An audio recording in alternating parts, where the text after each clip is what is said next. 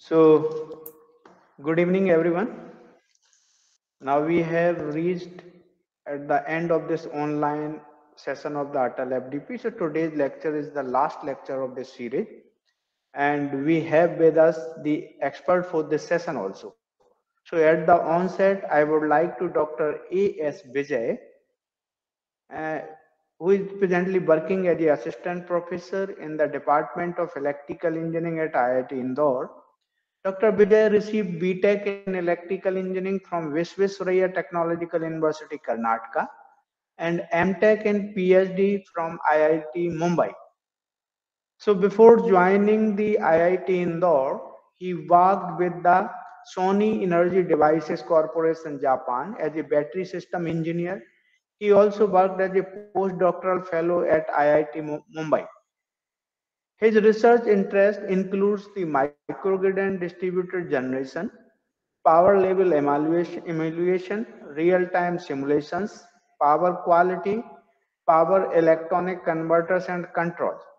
So his today's title of lecture is Power Quality, an overview in the context of modern distribution system. With this brief intro, I would like to request Dr. Vijay to please hold the session. Thank you, Dr. Arvind. So, hope I'm audible. Yeah, quite audible. Yeah, so I'll just share my screen now.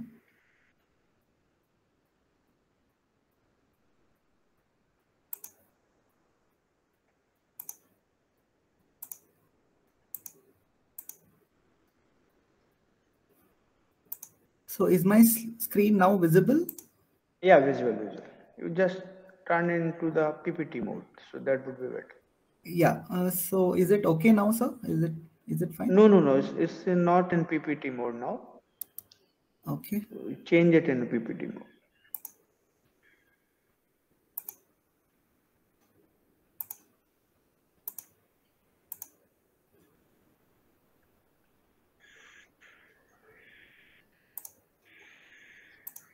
I have turned it into slide sharing mode.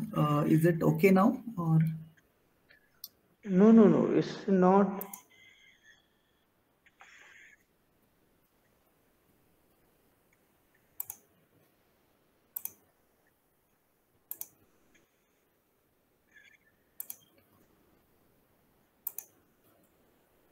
How about now?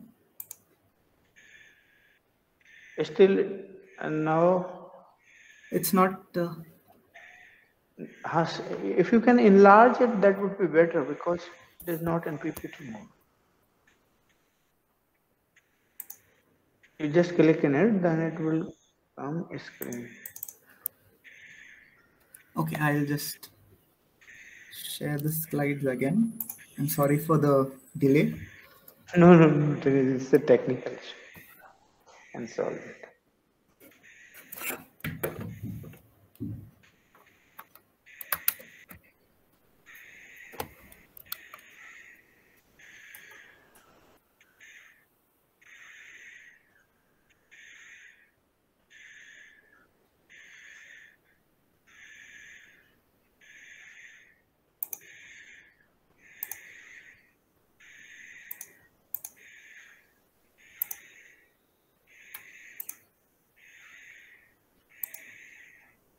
Now it's okay.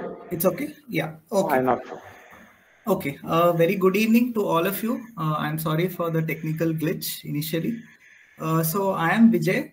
I am been working as an assistant professor at the Department of Electrical Engineering at IIT Indore since last January.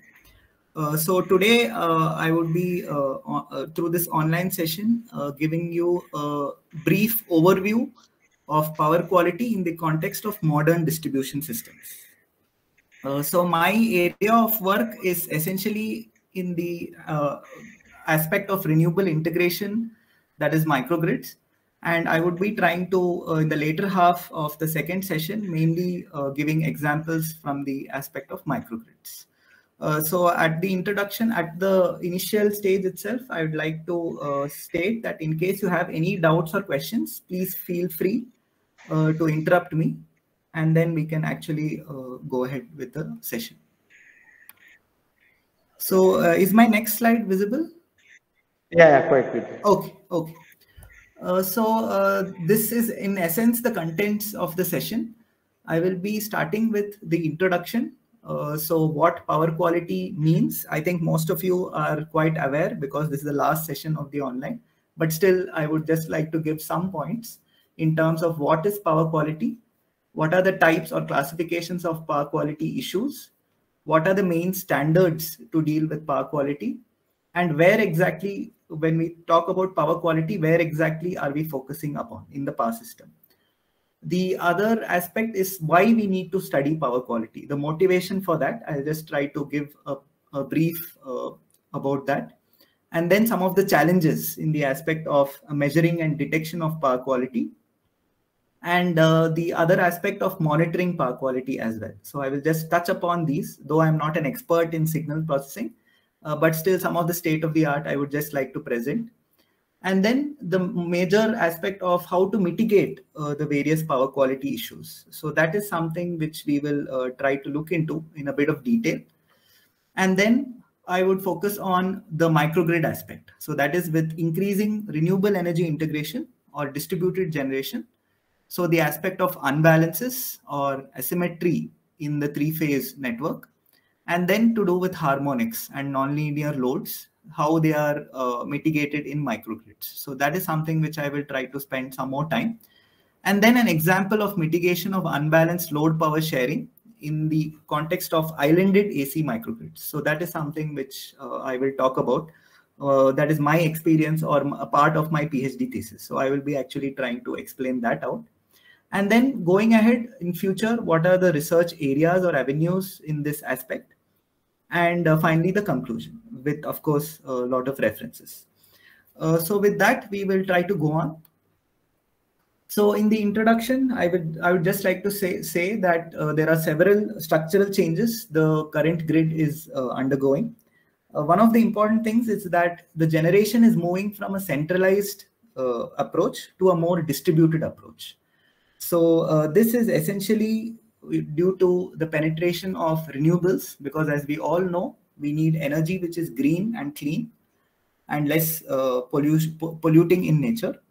And the other aspect is that it is not going to be just unidirectional from a central power system or a power generating station, but more bidirectional in nature. The other aspect is that all these renewables are integrated through power electronic converters. So these are different from that of the conventional synchronous generation based sources in several aspects. The major ones are that they have limited power reserve capacity. What I mean to say is that they have no inertia. So in case there is a sudden change in load or generation, then the fluctuations in voltage and frequency would be larger in the context of power electronic converters, or when we have several power electronic converters which interface the renewable sources. The other aspect is that these are nonlinear circuits. So essentially, power electronic converters consist of switches. So these switches are turned on and off. So therefore, it is a nonlinear circuit. And this switching definitely will affect harmonics. Okay. So as we go ahead, we will talk about this in more detail. So these are just some studies which are available in the literature. So we see that for USA, approximately 70% of the PQ disturbances are customer originated, whereas 30%, the remaining is caused by network operators. So what I mean to say from this this figure is that the loads have a significant effect. Nowadays, the loads are again interfaced through power electronic converters. So you have some front end power electronic converter which actually supplies the actual load. So therefore, those again being nonlinear in nature, they cause power quality issues. The other aspect in Europe, again, you have some statistics here, mostly voltage sag and interruptions. So that area of the world has to do more prone to storms and so on. So these interruptions are the major power quality issues there. And harmonics is quite tightly regulated out there, okay, in the range of about 5%. The remaining, of course, would be typically through faults and so on. So what exactly do we mean by power quality. So I think by now you are the participants would be quite familiar. So I would not spend too much of time, but I will just quickly go through this. So the term is applied to a wide variety of electromagnetic phenomena in a power system network. So what do we mean by good quality? Essentially, the ability of the power system to deliver undistorted voltage. By undistorted, I mean a sinusoidal voltage. It could either be a single phase sine or a three phase sine, but a pure sine wave or a cosine wave. And of course, the current and frequency at the regulated or the rated levels. So that is what is meant by good power quality. So power quality also describes that the ability of the load to function properly. So if suppose you are able to supply the load with a proper good quality power, then it would ensure that that load functions properly. What do I mean by proper functioning? Essentially that it's an optimal performance. So you would get the rated output and the efficiency would be high. So PQD or power quality disturbance, sometimes also called PQI, power quality issue, is any variation in this voltage, either in terms of magnitude or wave shape or frequency. And this would essentially result in a misoperation of the electrical gadgets. So later we will see that the various power quality issues will affect the electronic loads especially. So they are more prone to the issues due to power quality, and that I'll try to give an example of that as well.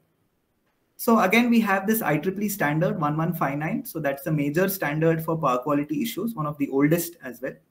So I think you are already familiar that typically there are three classifications. One is transient, which is classified as impulsive transient or oscillatory transient. Impulsive is just one impulse or one time phenomena, whereas oscillatory, as we all know, is a fluctuation. It's kind of repetitive in nature. Then you can classify it based on short duration and long duration variations.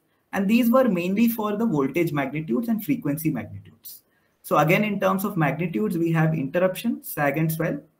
And also there are sustained for long-term variation classification. We have sustained under voltages and sustained over voltages. And of course, with power electronics, you have harmonics, you have notches, and you have flicker. So these are all not typically, of course, harmonics, you have periodic variations, but notch and flicker are more random variations in the magnitude of the voltage.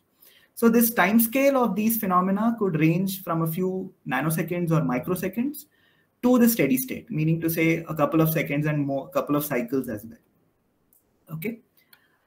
So this was essentially a study which was carried out some time back in about 8 European countries, and the various PQ disturbances have been classified.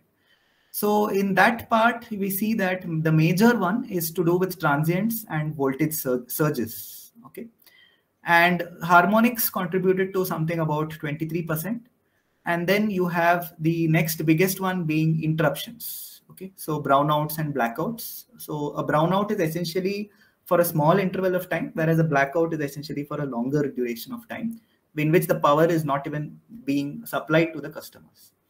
So then voltage sags essentially caused due to various faults and so on.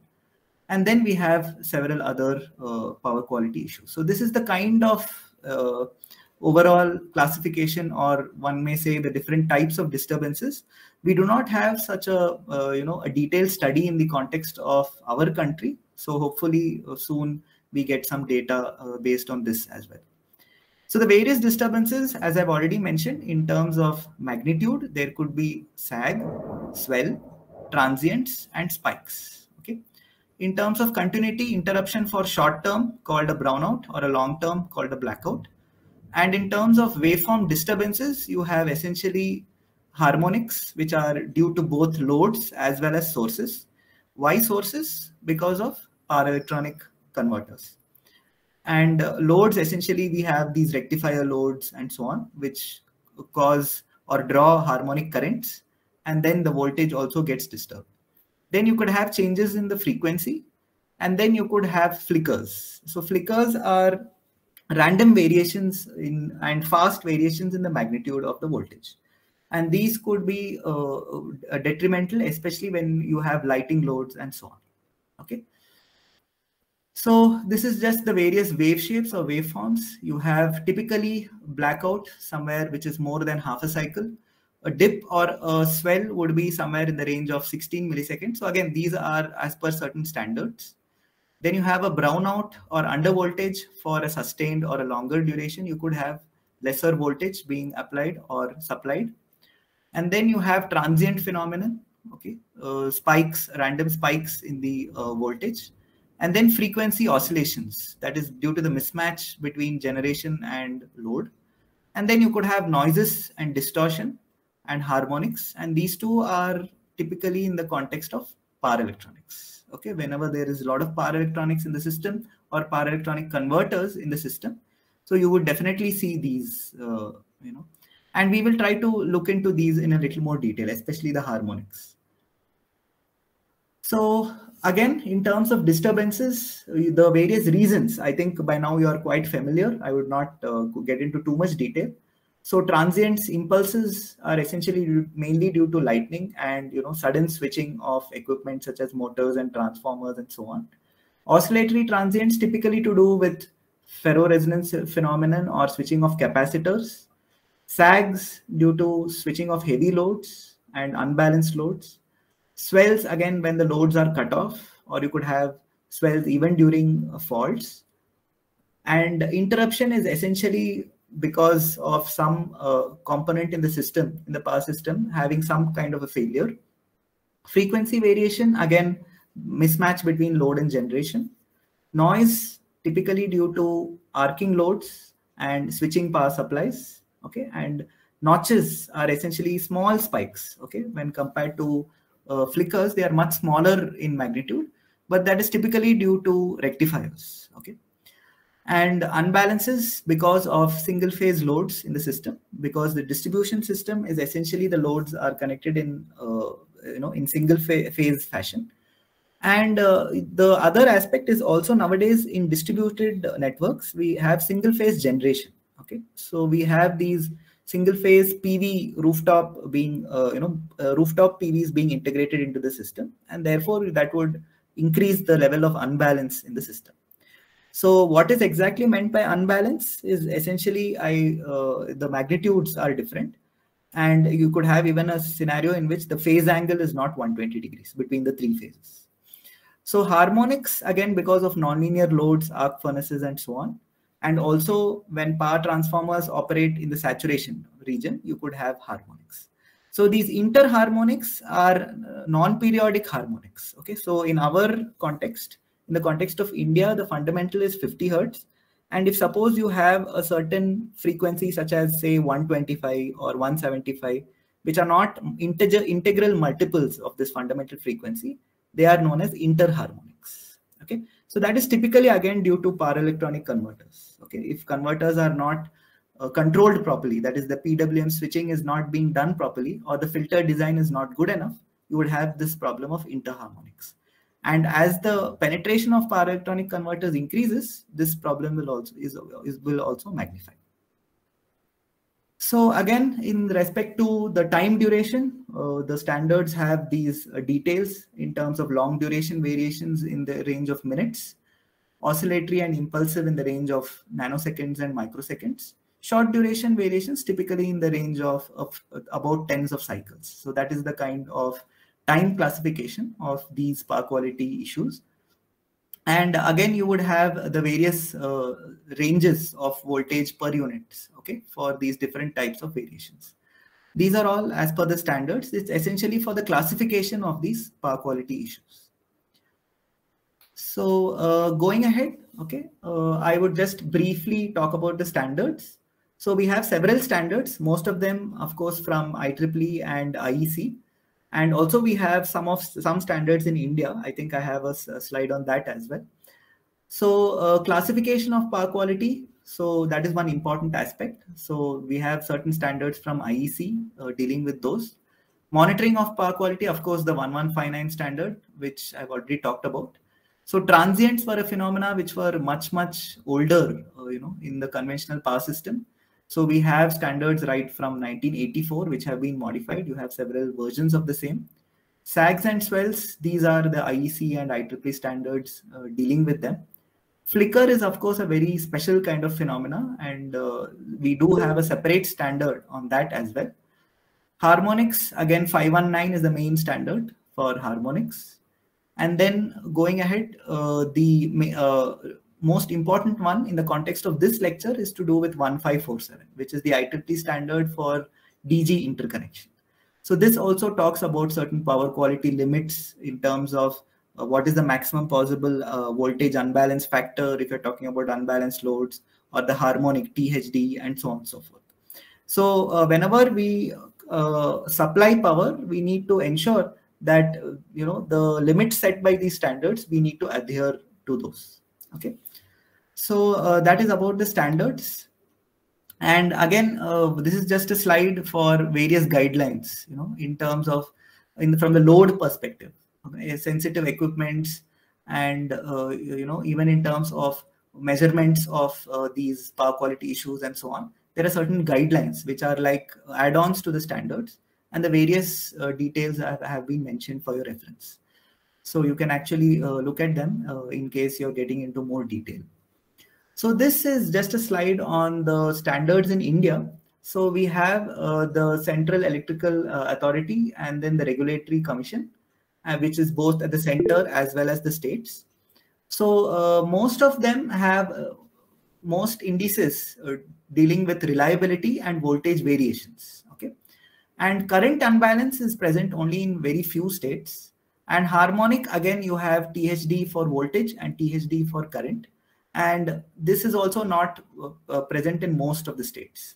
One of the important things is there's no proper well-established implementation framework in the context of India. One example is that since I was working in unbalances, so I could see that the Central Regulatory Commission or code had a different limit for the voltage unbalance factor, whereas the VUF for the states, for different states, it's actually different. So this is something which we need to take up in more detail. And I'm sure that with the increasing penetration of these renewables and so on, the power quality regulations will also be tightened in our country. So going on, where do we talk about power quality? So mostly whatever I've talked about so far is in the context of AC. But going ahead, we see that DC distribution systems are also going to be extremely popular, because most of our renewables and energy storage is to do with DC, and several of our electronic loads also have they need DC supply at various voltages. So this is essentially a reference which talked about power quality in DC microgrids or DC systems. Okay. So even in the context of DC, people talk about sag, undervoltage, overvoltage, swell, oscillatory transients, and so on and so forth. Okay. So of course, in DC systems, the complexity is much lesser when compared to AC. That's because there is no concept of reactive power. Okay. In DC, there is only real power, and therefore there's only one main metric, that is to do with the value or the magnitude of the DC voltage. Okay, so power quality is directly linked only to the voltage. There is no concept of frequency out there. The other thing also has to do with these DC systems cannot exist alone. They would be ultimately connected to the AC grids. So therefore you have AC offsets, noises, notches also coming into picture.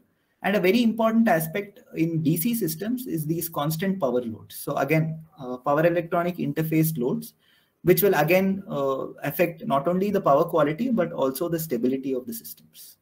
Okay. So not only are we talking about power quality in AC systems, but going ahead, we need to look at power quality even in DC systems. So that is what I'm trying to say in this slide. So now, why do power quality issues occur? So I think you are already familiar with this. So switching on of high loads or high power loads, transformer energizing, line energizing, capacitors switching on, switching off, and so on. So all these affect the voltages, okay? And they have transient swells, frequency variations, notches, spikes, etc. So all these are reasons for the power quality issues being generated. In the context of renewables, again, if you have PV systems, say for example, so this PV systems, the input is essentially solar energy, and that solar energy is not a constant. Okay, So the sun will also move up and down and the clouds move in and out. Okay. So all these cause fluctuations in the output power, which is generated by PV systems, and these cause flicker. Okay. The other aspect is that these renewables are integrated to power electronic converters or inverters, as I've already talked about. And if the switching frequency is not implemented properly, okay, and the control is not implemented properly, then again there would be problems of harmonics and so on. Okay. And of course, just like generators, if you have sudden disconnection of large PV systems, you could have voltage unbalances, low voltage phenomena, and other power quality issues. Okay, so all these have been observed, and there are actually case studies, dealing with each of these. I will not get into too much detail, but I'll just try to give the overview of things. Okay. So in modern systems, we are talking about active distribution networks. Okay. By active, we mean that there are sources which are integrated at the distribution level. So essentially that has to do with PV, not majorly wind, but majorly only PV. And of course, you have these energy storage systems such as batteries, UPS, and so on and so forth. So mainly the problems can be classified into voltage related problems and current related problems. Okay.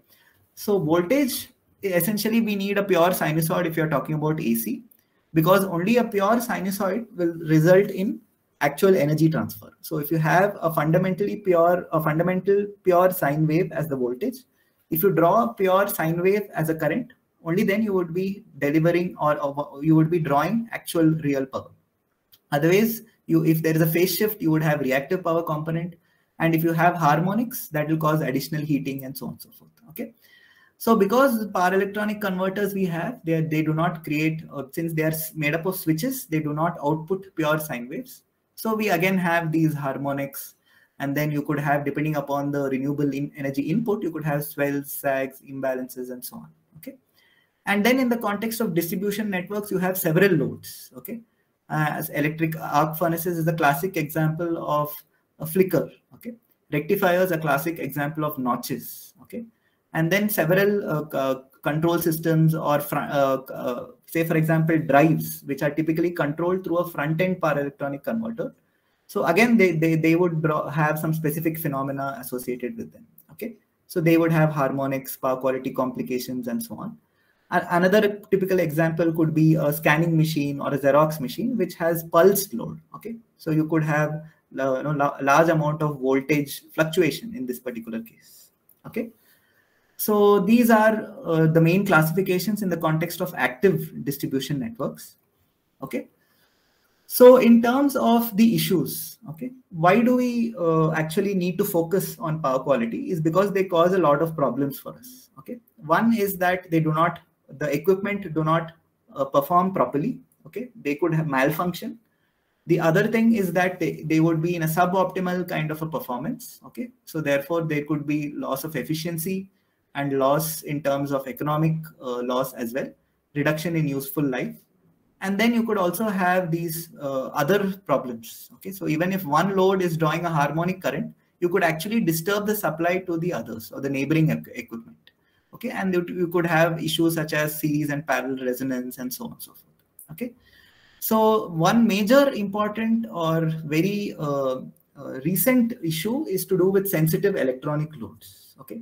So again, these power electronic converters or front-end converters, they are made up of switches, power electronic switches, and these have very, very limited overcurrent handling capacity or overload capacity. So therefore, these electronic loads are highly sensitive to power quality issues. Okay. So that is what I'd like to mention here.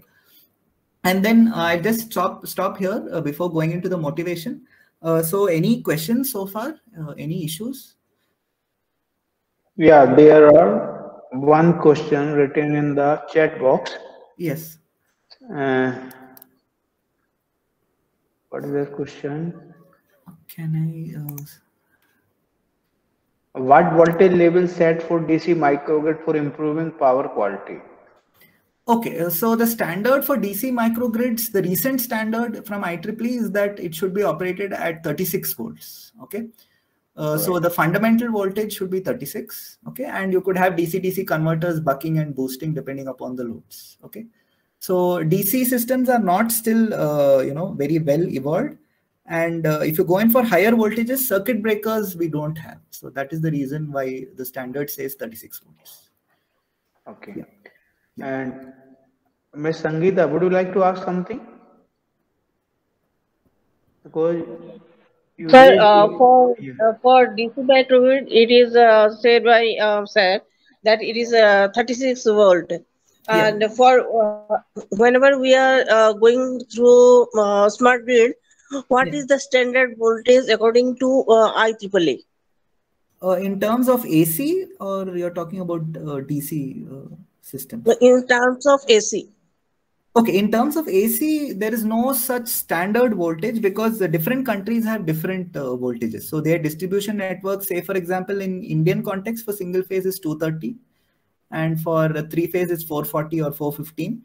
Whereas in the US, typically New York, etc., it's 110 and so on. So these are the typical voltages, and there is no And new voltage which is being mentioned specifically. Yeah. okay, sir. And then for DC, DC, the recent standard says that DC systems should be operated at 36 volts. 36. Okay. Yeah. Thank you, sir. Yeah. So Thanks. that is from the There is IEEE standard. there is one more question in the chat box. Yes, sir. Yeah. In microgrid, energy management system is used for maintaining energy balance, power quality, and renewable energy management. Is there any practical model of energy management system or practical standard? Okay, so with respect to the energy management, there is no standard as such, okay, because these systems are still being evolved as we speak. But the standard one has to adhere to is essentially the IEEE 1547 standard in terms of the THD limits and the unbalanced factors and so on. That is the main standard we are talking about in terms of renewable energy integration. I hope that answers the question. It's okay. Yeah. So now is there any query or question? Otherwise, okay. So now there is no question. You can keep continuing. Okay. So of course you can always interrupt me or write as we go ahead. So one of the important aspect is that returning back power quality, the motivation. Okay. So one important factor which typically people don't study that well is to do with the economic loss associated with power quality. Okay. So there was this review which was published quite recently, which talked about the poor power quality cost aspects as well. Okay. So it is mainly bifurcated into two aspects: direct and indirect. So direct is whenever there is an interruption or whenever there is a sag or swell. So there is loss of resources, there is waste in semi-finished products in industry, and then equipment could be damaged, and then human safety and health could be a problem, environmental issues, and so on and so forth. In indirect costs, it's essentially due to loss or production delay and financial loss of market share. Okay. So this study actually is a nice study which talks about the various sectors, various industries, and the equipment associated with each of them. So there is a good classification in terms of which component the loss is maximum. For example, in paper and chemical industries, it pointed out that the equipment loss, okay, sensitive equipment are damaged because of power quality issues, and that is the major one which affects the cost. Then in terms of other, say for example, banks, hotels, and so on, it's to do with the shutdown or slowdown process. Okay, so that leads to a revenue loss. And in terms of manufacturing sectors, okay, the work which is semi-finished because of power quality interruptions, that could be a major loss. Okay, so the important motivation for power quality is that as an electrical engineers and supply design engineers, we need to ensure reliable power supply. Otherwise, there would be economic losses in the various industries and all activities which we do. Okay, so that is one of the important motivations. The challenges in this area has to do with some of the challenges have been listed out here. One of the things has to do with environmental factors. Okay, so because we have solar PV and wind being generated, so these are variable in nature. So the fluctuations we are not able to, we will still not evolve to that extent where we can predict them very accurately. So there would be oscillations in power and so on and so forth. And then you could have lightning strokes which cause transients, thunderstorms, and so on. Okay, which could cause interruptions because of interruption of lines and so on. So all these are not easy to predict. Okay, so that is one important challenge. the effect of environment. The second thing is the size of the power system is very, very large. Okay, so you could have a power quality issue somewhere in one point of the grid, and you would not even have the information pertaining to that. That is one aspect. The second thing is that if you want to monitor everything, you need a lot of investment. And the third thing is that this data, there would be so much of data. So how will you actually know which data has to be saved for analyzing power quality issue, and what data can be eliminated? So that is also a very important challenge in this particular aspect. The other one has to do with detection of power quality issues, which I'll talk about in a bit. But I think you are already familiar. There are several methods used for detecting and classifying these power quality issues. The real-time classification and detection is a big challenge still. Okay, so most of the signal processing experts, they work with synthetic data or data from some table and so on and so forth. And their algorithms are typically, they run offline. Okay, in a real event with noise in the power system, okay, getting out these power quality issues and classifying them, because we need to classify and detect them properly, only then we can mitigate those issues. Okay, so that is actually a challenge. And then, as I mentioned already, proper grid codes, okay, and standards for these are still evolving. So these are some of the challenges in this particular area.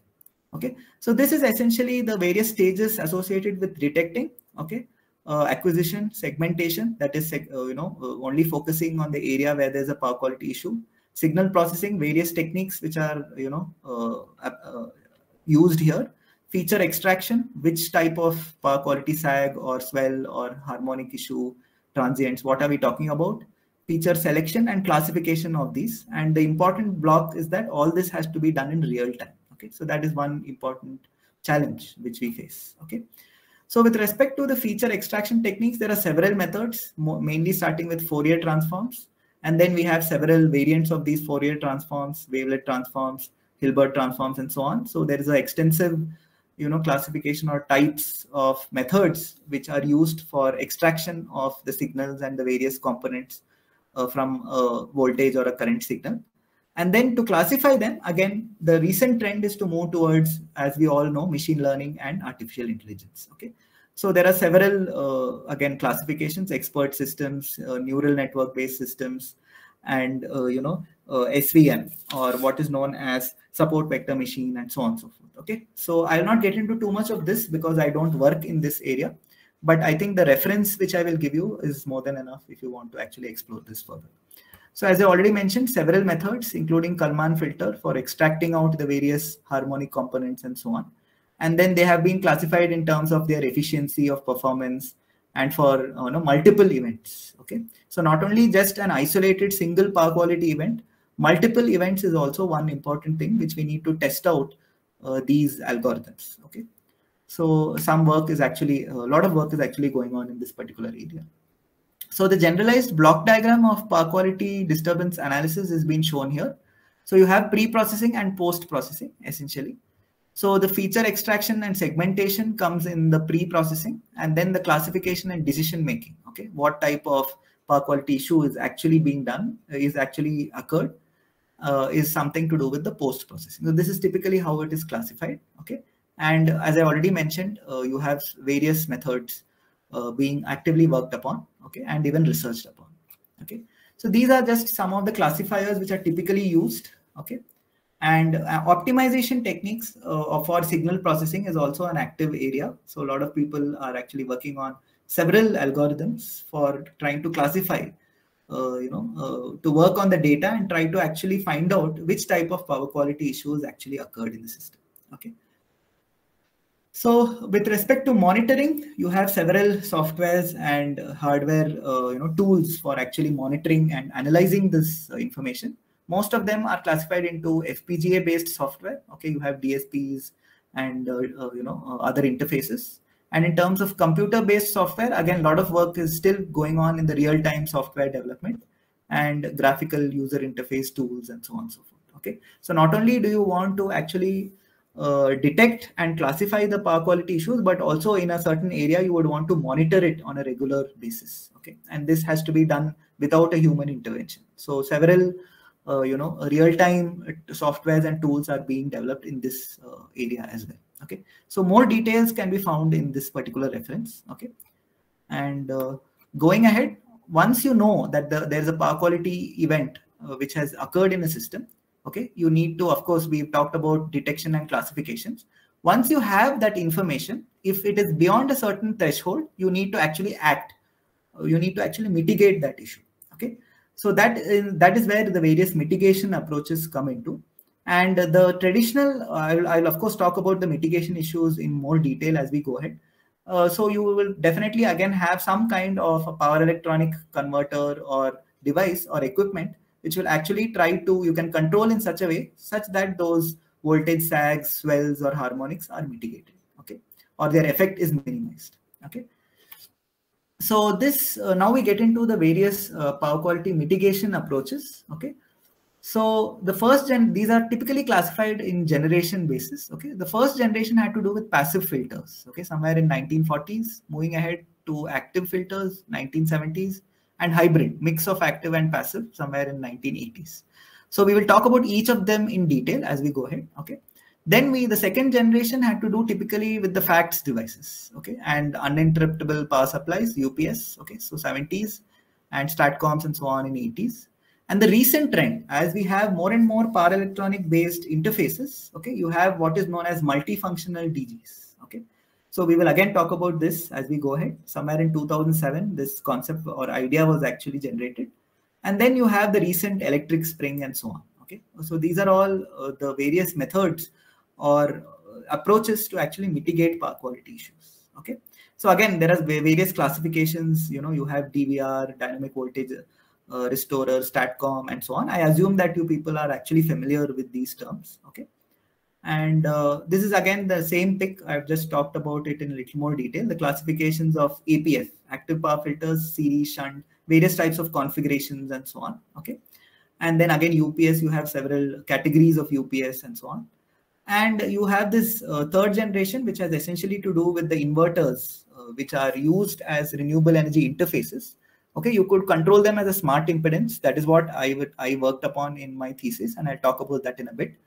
And then you have this concept of electric spring and multifunctional distributed generators. Okay, so these are again can be controlled in the current mode, voltage control mode, or hybrid control mode. Okay, so you have different methods of controlling multifunctional DGs. So DGs means distributed generators, and multifunctional because we are not just talking about power extraction from renewables, but we're also talking about mitigating, say for example, reactive power or harmonic, mitigation, unbalanced mitigation. So you have multiple functions where you can use the same inverter.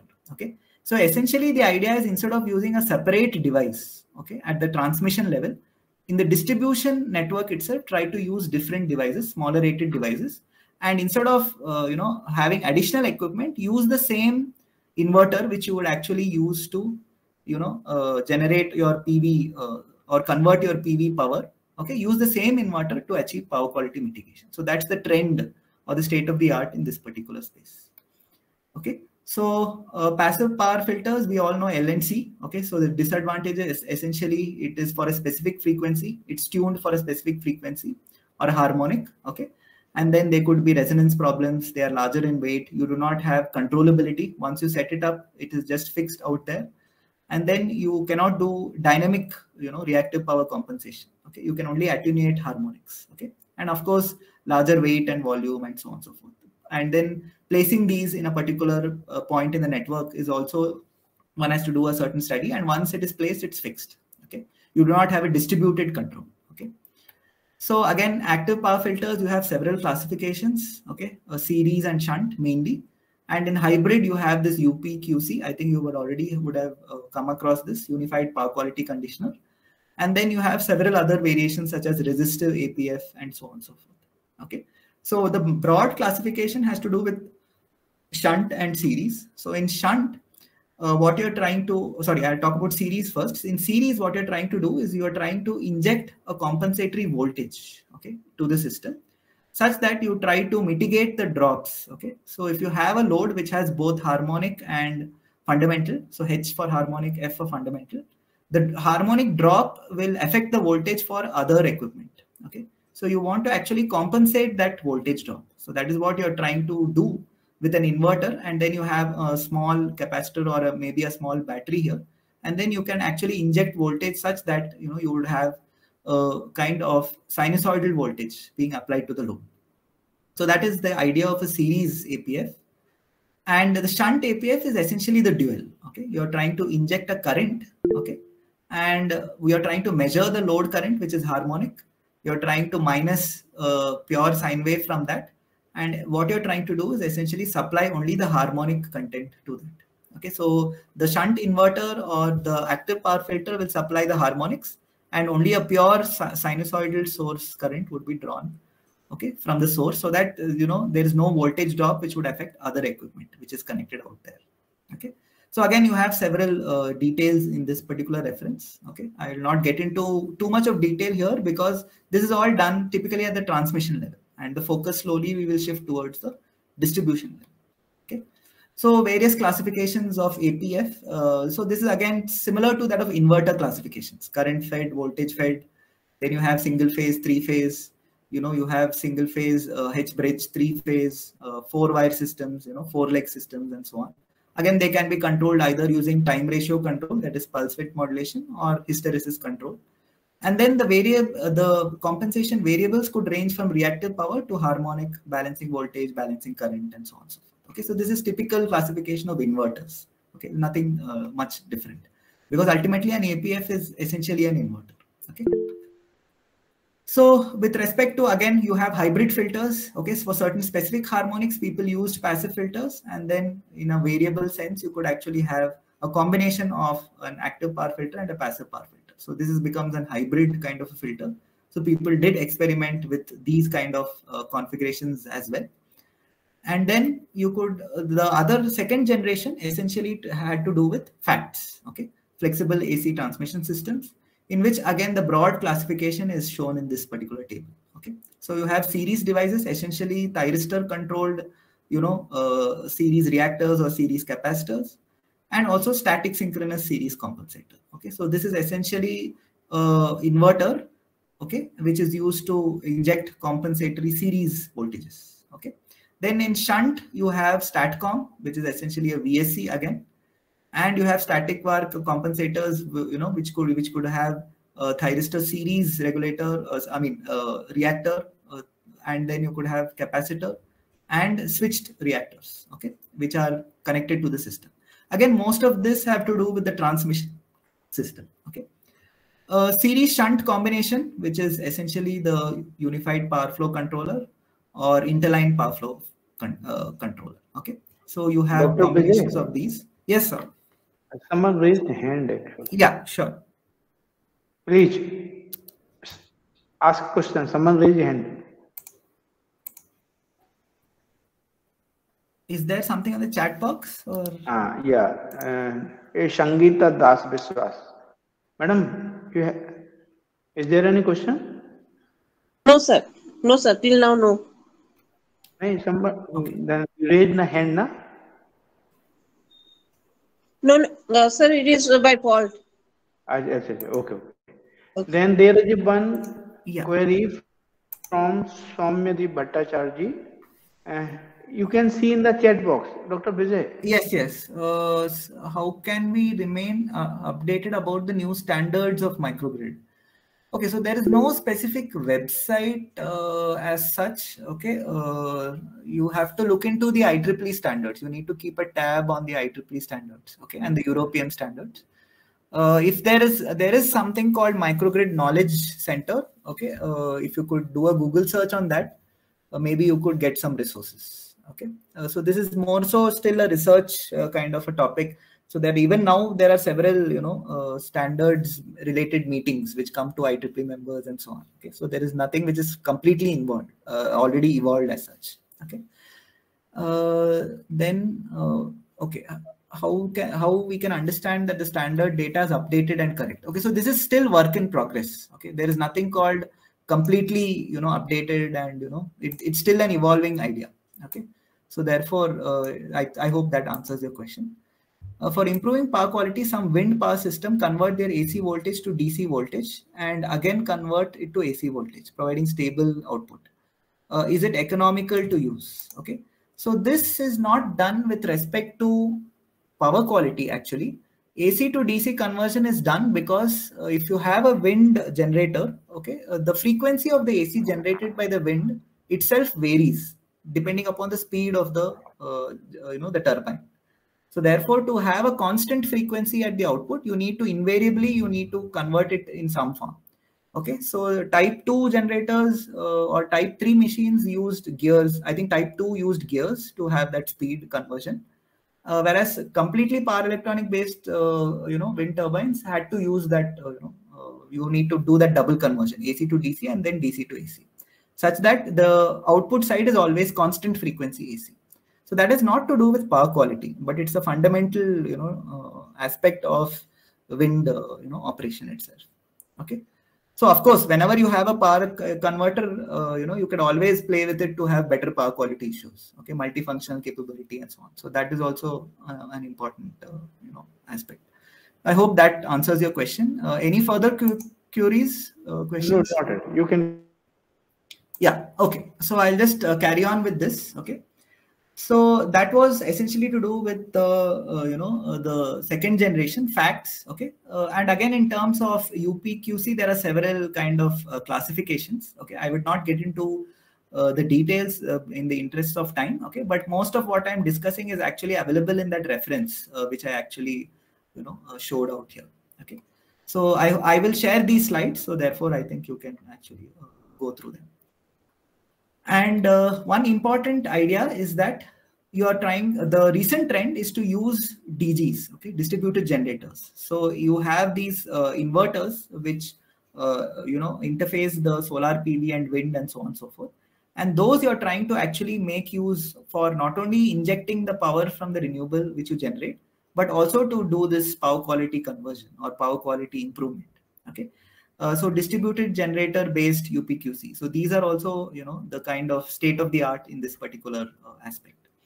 Okay, so this is also comes under the aspect of multifunctional, DG or multifunctional distributed generator. So again, with respect to DGs or distributed generators, the other idea, okay, is to not operate at maximum power point. Okay, so whenever we talk about a solar PV unit or so, we typically think of that we need to always operate at maximum power point. Okay, from the point of economics, of course, one would want to extract maximum power from a solar or a wind turbine, but in order to have that little bit amount of power reserve, so what is being done is that you deliberately don't operate at MPPT. Okay, so that idea is what is known as flexible power point tracking. Okay. So without modifying MPPT, you need additional devices, such as if suppose you want to have some power reserve because the solar or wind is always fluctuating, you need to have some storage device. Okay, or you need to curtail load. You need to have smart loads which can be switched off. So that will obviously storage is expensive, and smart loads you need communication. So that is also expensive. Okay, so without modifying MPPT, you have these options. Whereas for when you modify MPPT, you could have mainly three categories. Okay, power limiting control, power reserve control, and power ramp rate control. Okay, so the idea is something like this. Okay, you have a certain system. Okay, you're trying to extract power from it, but deliberately you don't operate at maximum power point. Okay, so you shift the MPP to a certain portion, such that you have a certain amount of reserve always available. Okay, and that extra amount of power can be used, to actually overcome sags. You want to inject either reactive power or real power. Okay, you could always have this amount of delta P, which is available with you. So instead of operating at 100% MPP, the idea is to operate at say 95 or 90% of MPP. Okay, and then you could have that flexible power. So that is, and again, these are quite detailed, by themselves. I think in the references mentioned, you will get more details on this. Okay, I cannot discuss too much in detail of these strategies. Okay, so if suppose you are trying to modify MPP, you can offset the costs associated due to these additional devices such as batteries and smart loads and so on and so forth. So that is another approach for mitigating power quality issues. You deliberately don't operate at MPP. Okay. So going ahead, so not only in terms of these strategies, you could have advanced control strategies. Okay, so one of the important state of the art is the multifunctional, DGs or distributed generators. So the first, what I would like to just point out here is that an inverter is essentially a static device. Okay, there is no rotating parts, so it doesn't have inertia. So whenever this solar PV or wind falls, if you do not have storage, you would definitely not be able to supply that much amount of power to the grid, and you would have voltage and frequency fluctuations happening in the grid. Okay, so the rate of change of frequency and the frequency dips in case of excess load being added here, etc., would be quite severe. Okay, so in order to overcome that, you're trying to make inverters behave as synchronous generators. Okay, so you deliberately, though it doesn't have inertia, in terms of the response of output power, okay, with time, you try to add certain delays, or you could say a certain emulate the synchronous generator behavior out here, such that you are able to overcome the issues associated with power oscillations and voltage oscillations. Okay, so that is the concept of virtual synchronous machine. So this is also somewhere in 2006, 2007. It's an idea, and now there are several, a lot of methods of emulating synchronous generators. One is that you modify droop control. Okay, so droop control is essentially parallel operation of inverters. If you modify those slopes, okay, droop coefficients, you could have virtual synchronous emulation. The other thing is to emulate the swing equation. Okay, so there are several architectures in terms of control which people have experimented for trying to have artificial inertia in the system. Okay, so that is one power quality mitigation approach. The other one has to do with multifunctional power quality improvement devices. Okay, one is smart impedance, okay, which I will talk about. It is to do with virtual impedance. Okay, the other one is electrical springs. Okay, so that is what we'll discuss soon. And then multifunctional DGs, because you have an inverter with some DC, AC side you can always play with. You can do reactive power, compensation, harmonic currents. You can inject, whichever type of current you want. If you want to have unbalanced compensation, harmonic compensation, reactive power compensation, all that you can do with the inverter. Okay, so this electrical spring is essentially a power electronic converter, okay, which is connected to some non-critical load in some part of and connected to the bus in some part of the system. Okay, so this non-critical load, okay, will behave as a smart load. So essentially, if you switch on this, only then it will get connected to that. Okay, and the other thing is, since you have this DC capacitor or some DC energy storage here, you could inject voltages, okay, to support the voltage at the bus. Okay, so that is the idea. So what a mechanical spring does in a mattress, okay, the electrical spring does the same in a power system by regulating voltage and preventing under voltages or over voltages. Okay, so when the voltage goes up, you switch on such that current starts flowing through this non-critical load. So you will try to bring the voltage down. And when you have the voltage being dipped here because of the drops in the lines, okay, you could actually inject reactive power to bring up this voltage. Okay, so this is kind of a diagrammatic representation. As you move from the source towards the loads, the voltage keeps dipping. But if you have these electrical springs, you could actually inject reactive power to compensate for those drops. Okay, so these could either be single phase, or in the network you could have 3-phase systems. Okay, and the idea is that they not only provide voltage support, but you can also store electrical energy. If you have a battery here, when there is too much of voltage or less load in system, you could actually charge up that battery and store them. Okay, and then you could also damp out electrical oscillations. Okay, you could either inject voltage or absorb power, inject power or absorb power. Okay, and if there are oscillations, you could damp them out effectively by turning them on and off. Okay, so that is the recent kind of idea. Okay, electrical springs. Somewhere in the last decade, okay, 2011 or so, the first idea was proposed, and now there are almost several works and review papers in this, 2-3 review papers in this area as well. So this is again just the example. Okay, if it is, you have a spring which is not stretched or not compressed, essentially your electric spring is not injecting any voltage in the system. Okay, and if it's compressed, you're talking about there is a force which is opposite. Okay, just like a spring minus kx, Hooke's law. Okay, you inject voltage. Okay, and when it is extended, you're talking about absorbing. The force acts in the opposite direction. You're trying to bring the voltage down. So you control your power electronic converter such that there is a negative voltage across its terminals. Okay, so that is the kind of idea where you're trying to mitigate voltage oscillations and power oscillations using the concept of distributed power electronic converters. Okay, So that is what is called as electric springs. Okay. So are there any questions so far? I'll like to stop here and then we can continue, because now Yeah, we'll be there going is a to one question in the chat box. Yes, sir. Sir, what constraints should be necessary to consider for designing advanced multi-level inverter? Okay, so this multi-level inverter, it depends on the application. Okay, there is no general statement to it.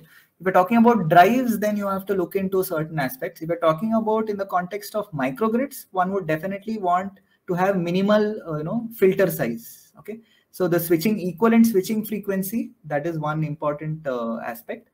And then the control complexity. Okay, so it depends all upon the voltage level at which you're integrating these renewables. Okay, if you're talking about 440 volt system, just a 2-level inverter is fine, because most of our UPSs and so on are just 2-level inverters. But if you're talking about some 4.4 kV and larger, then you could talk about 3-level NPC and so on and so forth. But again, like in the context of drives, we will not go in definitely for 7-level, 11-level, and so on. So those are more so for research purposes, for drives or specific applications. At least that's my experience in that area. I hope that answers your question. Any other question? No, issue? you can continue. Okay, so do we continue the next? Yeah, continue. No issue. Yeah. Okay. Okay, so now I would like to focus on two specific issues. Okay, in the context of distribution systems. Okay, one is to do with unbalances. Okay, and the other one is to do with harmonics. Okay, so in unbalances, you again have several standards over the years, and we all know that this VUF, voltage unbalance factor, is a metric which is typically used, and the typical range mentioned for that in the literature is less than 2 to less than 3%. Okay. And this voltage unbalance factor is the ratio of the magnitude of the or the value of the negative sequence voltage to that of the positive sequence voltage. Okay. So why do unbalances occur in the system? It is essentially because you're talking about distribution networks. Okay. So there is no transposition. Lines are not transposed. So inherently they are asymmetrical. Second thing is loads are connected because they are connected across line and neutral. They are single phase loads, most of the distribution loads. So therefore that causes asymmetry. And the third aspect, as I already mentioned, is because you're talking about single phase rooftop PV generation and so on. You're talking about generators which are distributed and low power generators. Okay, so they are also single phase. So because of all these issues, or in terms of the network itself, in terms of load and in terms of generation, you have asymmetry or unbalance, which is a major problem. Okay, as we go ahead with increased renewable penetration. So this VUF, maintaining this, though it may seem a very small percentage, with all these issues is actually a challenge. Okay. And again, you have several standards talking about unbalances for industrial power systems and the distributed network, microgrids, and so on. And there are various metrics which are actually used for them. In India, we see that the maximum limit for unbalance is different depending upon the voltage level. Okay, so when you're talking about transmission systems, it has to be much lesser, 1.5% for 400 kV. 220 kV should be around 2% maximum limit, and lesser than that in the distribution side, it's 3%. Okay. So in the context of microgrids, okay, microgrids are essentially parallel, renewable energy sources which are connected through power electronic converters, and they can either operate in the islanded mode. Okay, so islanded mode means it is not connected to the grid. They can, act as a separate entity. So they will just generate whatever power is available. You could either store them or supply the loads, critical loads or loads in the system. And the excess power, you have to either you should go away from MPP or you need to actually use storage. Okay, so that is what is the islanded mode of operation. In the grid connected mode, the idea is to extract maximum amount of power from the renewable and try to feed it into the grid. Okay, so these are two different operating modes for microgrids. And essentially the unbalance aspect in each of these is a little different. Okay, so of course, in the aspect of unbalances, one would have these what are known as 2 omega oscillations in power. Okay, so if you talk about a 3-phase power supply and you have this VA, VB, VC and IA, IB, IC equations being written out. And if you see that there is a change in magnitude, you could have essentially oscillations which are of 2 omega in nature, okay, twice the fundamental frequency. So suppressing those oscillations is a problem. Protection of these systems is also a challenge.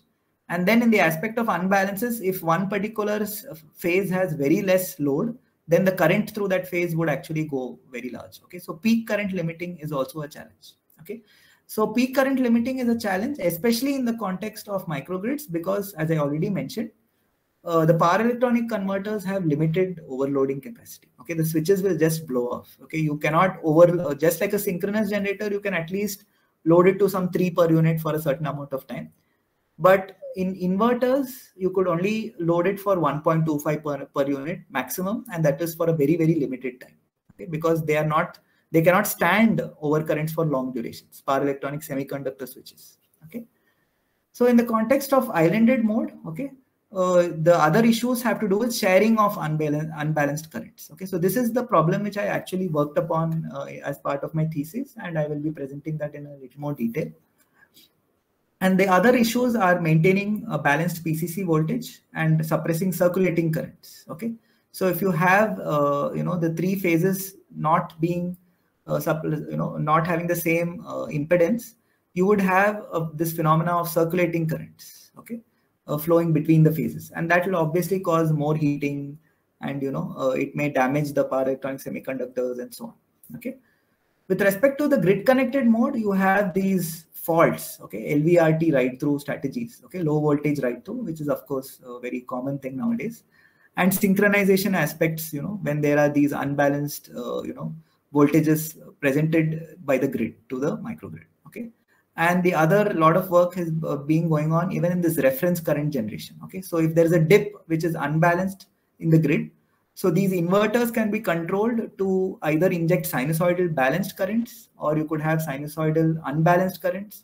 You could have non-sinusoidal, that is harmonic currents being injected. So, you could have a lot of flexibility in what type of power you actually inject to actually, overcome that unbalance or LVRT, problem. Okay. So as I mentioned already, problem of voltage unbalance is mainly due to unbalanced distribution of loads. Okay. The other aspect in the grid connected mode has to do with unbalanced faults. Okay, so LLG faults, and apart from triple L faults, most faults are unbalanced, as we all know. Okay, so this is just a block diagram. Okay, for mitigation of unbalance, typically using distributed generators. Okay, so it may seem very complex. So the idea is essentially that you need to operate this in droop control. Okay, you have an outer voltage inner current controller, which is the typical style for inverter control, and then you have this this PQ droop control, which is giving you the reference set points for the voltage and frequency outputted, that has to be outputted by this DG. Okay, and you try to change those, okay, based on voltage unbalance factor. Okay, so you have some secondary level of control, which could either be based on communication, which is a central communication, or it could be a distributed kind of communication. Okay, so you monitor the voltage at the PCC, okay, where several of these DGs are actually connected, and then you try to analyze the power quality there, try to find out the voltage unbalance factor if you have too many unbalanced loads and so on. And then you have a reference voltage set by the standard, or that could come from a central controller, okay, a tertiary level control. And then you could actually see the deviation, try to change the set points for this voltage and frequency, mainly voltage of these inverters. Okay, so thereby you would be able to compensate that unbalance in the PCC. Okay, so this is the typical kind of structure. What I worked upon was for the islanded mode of operation, I looked into this concept of smart impedance or virtual impedance. Okay, so I try to vary the virtual impedance as a function of the unbalanced current, such that if you have 2 or more DGs, distributed generators, connected in parallel, you would both of them or all of them would share that unbalanced load, in proportion to the ratings of the inverters or the renewable energy source to which it is connected. Okay, if the load is not shared between parallel connected inverters, what will happen is one of them will supply too much of current or too much of power, And again, as I mentioned to you, this device cannot handle overcurrent. So therefore it will shut down. And once one shuts down, all the others will definitely get more overloaded, because we are talking about smaller rated DGs. Okay, we are not talking about generation in the range of megawatts. When we're talking about microgrids, we are hardly talking about tens of kilowatts. Okay, so therefore that would reduce the reliability of the system. You would have a complete shutdown of the system. So parallel connected systems have to share that power. Okay, so that is what I worked upon using this idea of virtual impedance. Okay, which I will talk about subsequently. So in the various management strategies in microgrids, they can be classified in terms of islanded mode and grid connected mode. Okay, so this is essentially from one of the review papers, okay, which we have actually worked upon. I have already mentioned the reference. You can actually read more about this. So in the islanded mode, the objective could be to maintain balanced voltage at the PCC, which you could also achieve using fax devices or statcoms and so on. But the addition of or installation of a statcom at the distribution level is a costly affair. Okay, and people thought, why not we use the inverters which are already present in the system? Okay, because you have all the solar, PV, wind generation being interfaced through inverters, you can use the same inverters for additional power quality enhancements. So all this comes under the aspect of multifunctional DGs. Okay. So the other one is to share unbalanced load powers. Okay, if you have single phase loads being connected, you need to actually share the three-phase unbalanced power between parallel connected sources. And then you have more works which have been, power flow algorithms and optimization algorithms being carried out. So these are all research topics. Even load flow for unbalanced systems is something which is being worked upon as we speak. Okay, and the main categories of control of these unbalances falls under either Droop modification, or people use different power electronic topologies to mitigate those issues, or you have modified control algorithms. So this is the main for tackling unbalance in the islanded mode. Okay, in the islanded mode there is no grid.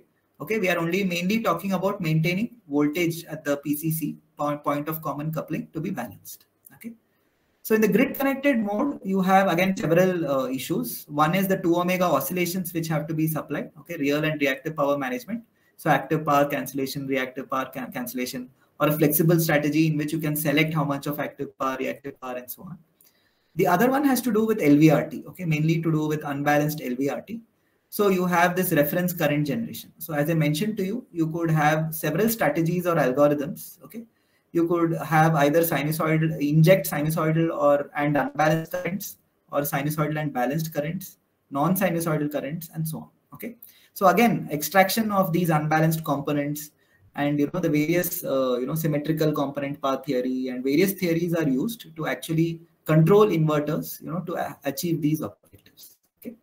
The other thing has to do with, again, power quality control. You have adjustable power quality control, instantaneous unity power factor control, okay, and several other, negative sequence voltage regulation, various types of schemes or controls which can be employed.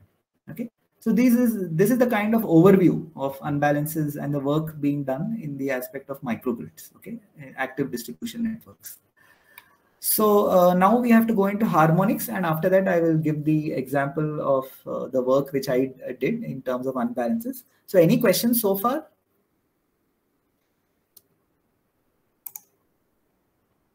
In chat box something is there. Yeah. Okay, I think short overview of Droop control in microgrid related to its objective function and limitations. Okay. So so this Droop control again is a huge topic by itself. Okay, so there are a couple of review papers. Maybe I can hunt them out and share it with you people. So the idea is Droop control. You are trying to change the voltage and frequency of each distributed generator. Okay, such that load power gets shared equally or proportionately depending upon the ratings of the inverters. Okay. So the main objective function is power sharing. Okay. The limitations of Droop control is that if suppose you have this slope being implemented in the controller, you would not be operating at the rated voltage or the rated frequency. You would always have this delta V or delta omega which is coming in. Okay, just like I showed here. okay, you will have this V and omega, but it will be as per a slope. Okay, depending upon the real power, you would try to vary frequency and reactive power voltage. Okay, or you could even have a scenario in which the system is resistive in nature. So then it will be ulta. Okay, the frequency will be coupled to real power and voltage. Frequency will be coupled to reactive power. Voltage will be coupled to real power in systems which have high R by X, more resistive networks. So when you droop them, you would definitely, the output voltage will be less than the rated. Okay. So then you need to do some compensation to bring it back to the nominal value of the, out here and so on. So those are some of the, disadvantages or issues. Okay. Recent advancement in droop control essentially has to do with, VSG, virtual synchronous generator implementation, or people try to change the structure to achieve better and better reactive power sharing. Okay. And they try to add lead compensators, and so on in the structure. They're trying to vary the, change the structure of droop control itself. Okay. To have better inertia, better power sharing, and so on and so forth. Okay. And people are also coming up with non-linear control, NPC based control, and so on and so forth. Okay. So that's the overall statement which I can make about droop controller now. Is it okay? Any other specific questions? No question. Now you can continue. Okay. So I'll continue with, after unbalances, I'll just give a brief of nonlinear loads, okay, and harmonics. Okay. So again, from the harmonics is majorly an issue at the customer side. Okay. So we have various loads which draw harmonic currents. Okay. And these harmonic currents cause harmonic voltage drops, okay, because of impedance, and then that will affect the supply to other customers. Okay, so there are stringent limits, various standards which say that the total harmonic distortion. Okay, there is something called total rated distortion. Okay, or total demand distortion. So these are all just variations of the the main one, which is called total harmonic distortion. I'm sure that you are quite familiar with what is THD. Okay, so it is like essentially root of I2 square, I3 square, I4 square, and so on divided by I1. Okay, ratio of all the other magnitudes, RMS values of the other magnitudes to that of the fundamental. So that is what is THD, and this has to be a maximum of about 5%. Okay, so typical standards say 5%. Okay. So various loads we have. Okay, if you have a pure sine wave applied to these kind of loads, you actually see that a computer power supply is the one which has maximum THD content. Okay, so a computer power supply or an SMPC, switched mode power conversion unit, essentially has a rectifier. Okay, because you connect it to the AC, but all your computer ICs and boards, PCB, jo bhi hai, they work on DC. So essentially the front end is a rectifier. And this rectifier, to save costs, what is done is typically you just use a diode bridge rectifier. Okay, and a diode bridge rectifier just draws peaky currents. Okay, and that causes a very large amount of THD. Okay, and I will just show you a slide on this. Okay, computer power supply and how detrimental it can be. When you look at the voltage waveform. Then you have other things such as fluorescent lights, LED. All these are again front end. They have some power electronic DC-DC converter or AC to DC converter, and they all have THD, which is much larger than the specified THD limit. So therefore, one has to come up with some kind of compensation. One has to try to eliminate H3, H5, and so on. So H3, H5 are third harmonic, fifth harmonic, and so on. Okay. And typically, of course, as we all know, because of symmetry, mainly in the power system, you have odd harmonics. Okay, even harmonics is something which will come into when you have unbalances in the system. Okay, so these are some harmonic contents of typical loads, and more details can be found out in this reference. So again, in the respect of microgrids or distributed generators, you have several regulations people are working on. Okay, as we speak, again you have more. These are being modified. Okay, so 1547, the IEEE standard actually came about somewhere in 2011, and only in 2019 or so it got frozen. Okay, meaning to say even these standards are work under progress. Okay, it's not just someone just sits and it just decides. It's not like that. They go through several iterations. Okay, so this is something which people are looking into. Again, you have more and more issues with respect to detection, because harmonics themselves they cause noises. Okay, and your signal processing techniques for detecting the harmonics need to be more and more advanced. So again, several wavelet transform, neural network, AI-based techniques, and so on people are working into looking into that. In that, we using DGs, again, you have several methods of mitigating them. One is people have looked at topology, okay, different type of connections of switches to have different power electronic converters themselves, which can minimize harmonic. One other aspect is that you can work on the PWM, okay, the way in which those switches are turned on and turned off, such that the output voltage has minimum harmonic content, okay, and filter design. All these come under control and topology. Also, people are looking into various types of nonlinear controls, okay. So not just PI based control, people are or PR based control, proportional resonant or proportional integral. People are looking into deadbeat, H infinity, model predictive control, and so on and so forth. Okay, so people have also talked about the smart impedance and or virtual impedance for harmonic mitigation. The other approaches are, of course, you can use external devices. Then you need to optimize their location in the microgrid. Okay, and optimization based techniques. Okay, and this is multifunctional. Multifarious means again multifunctional control strategies. So you can mitigate not just harmonics, but also some issues such as reactive power or unbalances. So multiple objectives again being looked into. So this is again kind of the overview of what is the various aspects of harmonics mitigation in microgrid context. Okay. So now I'll just show you some waveforms here. So I think all of you are very familiar with harmonics. If you have a fundamental sine omega t, you could have sine 3 omega t, which is essentially the third harmonic. Okay, so you have, this is the magnitude 0.3, and the sum of these two will essentially be this red kind of waveform. So it is not a pure sine wave, but it moves towards a square wave. Okay, I think all of you are familiar with Fourier series and so on. Okay, any wave can be decomposed into a set of infinite sinusoids. Okay, so then again fifth harmonic, seventh harmonic, and so on. You see that it gets quite distorted. Okay, so a practical example of a harmonic issue or a power quality issue is shown in this particular waveform. Okay, so this is essentially a single phase supply voltage. Okay, which was snapped at this particular date, quite old. Okay, 2005. But this is essentially in the IIT Bombay campus. Okay, so this is somewhere in the morning around 11:50. Okay, so you see that the single phase is not at all a pure sinusoid. Okay, a lot of flattening, flat topped kind of waveform. Okay, so any idea why this could be? Any comments?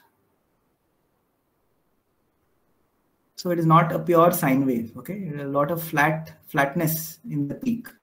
Okay, and this is at IIT Bombay, so that's the hint. Any comments? Anyone? So as I mentioned to you, okay, computer loads. Okay, so that's the reason. Okay, so you all know that SMPC or the power supply for computers. Okay, and IIT Bombay, almost everyone has a computer. Okay, so there are too many computers, and then though they draw a lot of peaky currents. Okay, so during the this part, so they are rectifiers with a capacitive filter kind of a load, and they draw high peaky currents.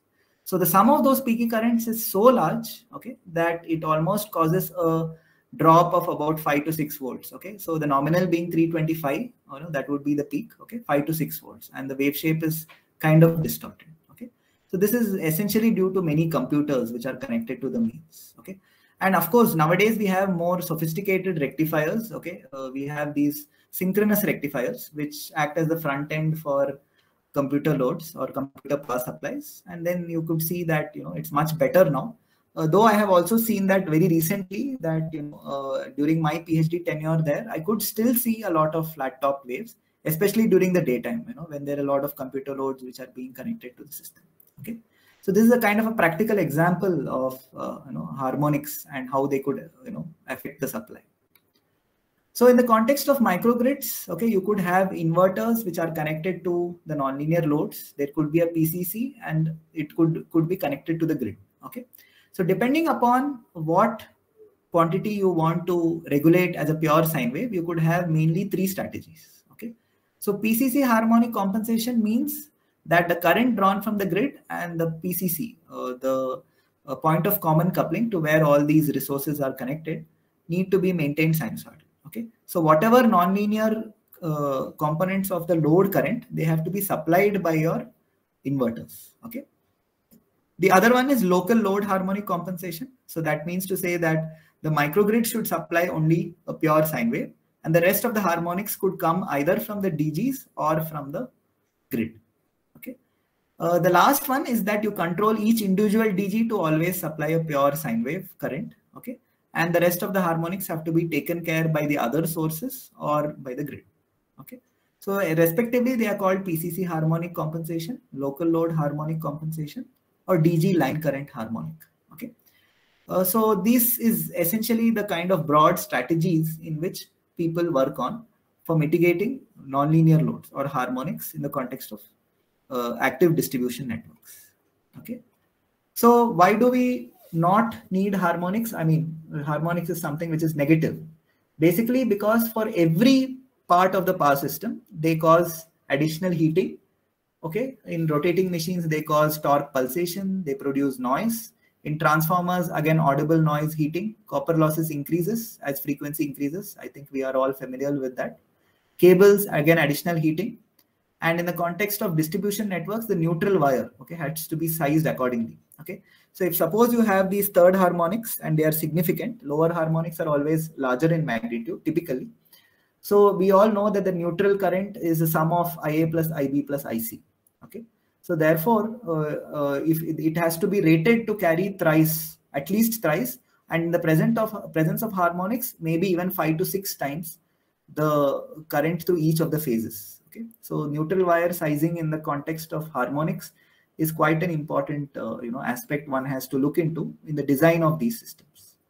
The other one, in terms of power factor correction capacitors, thermal voltage stress, and electronic equipment are, of course, they are always sensitive to harmonics. Okay, it affects their control system. It may even cause devices to blow out and so on. Okay, and in protection, you have maloperation of relays because zero crossing is not very clean in terms of nonlinear loads. Okay, in the presence of nonlinear loads. Again, in the context of harmonics or nonlinear loads, especially in microgrids, there are two important points. One is interharmonics. I already told you they're not integer multiples of the fundamental frequency. So non-periodic harmonics, okay, such as 125 hertz or 275 hertz and so on and so forth. Okay, they are all to do with power electronic switching frequency. Okay, and their effects on the output voltage. Okay, and there is something called supraharmonics, which are essentially 2 to 150 kilohertz range. Okay, so again, these happen mainly because of power electronic switching, converter switching, and power line communication signals and their interference with the rest of the system.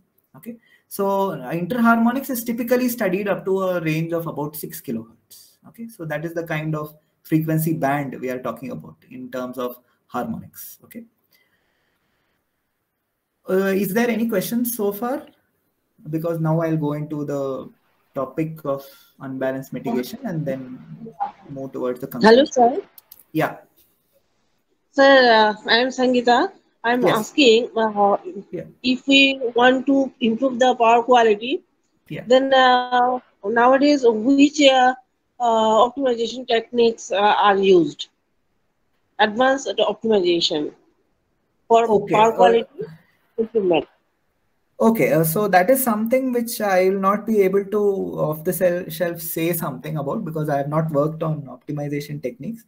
But mainly with respect to the, you're talking about the power quality detection, the signal processing, right?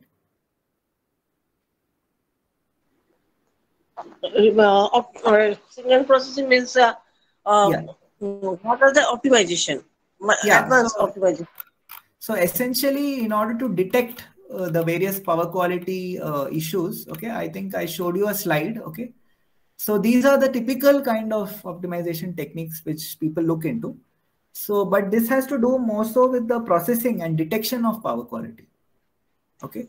With respect to control, one can say that model predictive control, which is essentially an optimization based control, is the one which people are looking into for control of power electronic converters to mitigate power quality. Is that okay, sir. Okay, sir. I think more of this you can definitely look into from the references which I have mentioned. Okay, sir. Okay. Thank you. Yeah. There is a more question in the chat box.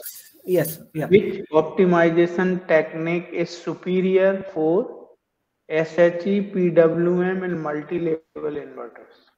Oh, okay. So this is something again which I have to read up on a bit. Okay, Yeah, I have not worked on a selective harmonic, mitigation. So I will get back on this. Okay, maybe I'll send out an email. The concerned person may send out an email so that I'll look into that. Because I have not worked on this, I don't want to comment. Right, would be better. Yeah. Any other questions? I think now there is no question in the chat box. At the end, if there will be question, then we can take. Yeah. Okay.